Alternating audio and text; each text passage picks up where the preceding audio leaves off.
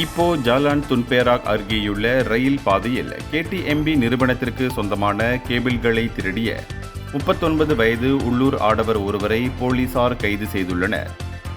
கடந்த திங்கட்கிழமை மாலை 4:30 மணியளவில் ஈப்போ மாவட்ட காவல்துறை மற்றும் கேடிஎம்பி துணை போலீசாரின் கூட்டு ரோந்து நடவடிக்கையின் போது பிளாஸ்டிக் பையில் சுருட்டி வைக்கப்பட்டிருந்த 3 கேபிள்களுடன் சிக்கிய அந்த நபர் தப்பிச் செல்ல முயன்றபோது பிடிபட்டதாக ஈப்போ மாவட்ட காவல்துறை தலைவர் ஏசிபி முகமது நஜீப் அம்சா தெரிவித்தார். கைதான நபரின் சிறுநீர் பரிசோதனையில் மெத்தபெட்டமின் போதைப்பொருள் உட்கொண்டது உறுதி செய்யப்பட்டதோடு அவர் மீது ஏற்கனவே 22 குற்றப் பின்னணிகள் இருப்பதும் விசாரணையில் தெரியவந்துள்ளது. 1991ஆம் ஆண்டு ரயில்வே சட்டத்தின் 66வது பிரிவின் கீழ் விசாரணைக்காக அந்த நபர் தற்போது 3 நாட்கள் தடுத்து வைக்கப்பட்டுள்ளார். இந்தியர்களின் இதய குரல் மக்களோசை.